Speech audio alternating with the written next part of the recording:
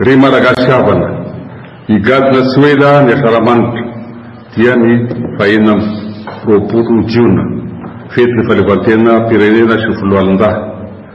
Manaraka izany dia manolotra mpanazana ny arahaba ho an'ny sambatan'olona miaina sy monina eto Madagasikara sy anareo any andafindriaka. Raha malala nefa fatandimin-doza ny firenentsika vokatra ny disadisa noho ny tsy itovia-pijery amin'ny famahana ny krizy. Manjaka ihany koa ny tsy fandriampahalemana, mahazovana ny tsy fampitokisana, mihavery asina ny sotoavana malagasy, indrindra ny firaisan-kina sy ny fihavanana. Noho izany dia manao anso avo ny filakevitry ny fampihavana malagasy.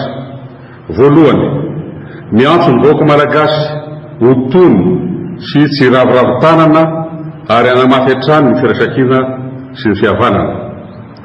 Ho an'ny mpitandro filaminana, tsapa tokoa ny ezaka ataonareo ary akasitrahana izany, kanefa dia manentanareo hanamafy izany hatrany izahay.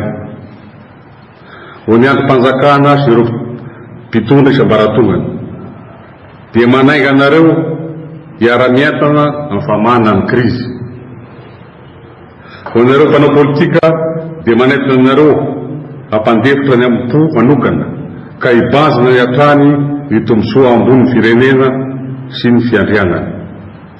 Eo am-pamaranana ny savovo kilatona hoy ny fahendreny razantsika, koa dia manentana zahay mba tsy anso anefitra izao atao ny FFM izao. Enganie izao fetim-pirenena ankalazaitsika izao ampiverina ao am-posika ny fitiavan'ny tanindrazana marina ary hanamafy ny fihavanana sy ny firaisan-kina, hanarenana ity firenena maralatsika ity. Dia mirary fety sambatra ho antsika malagasy rehetra.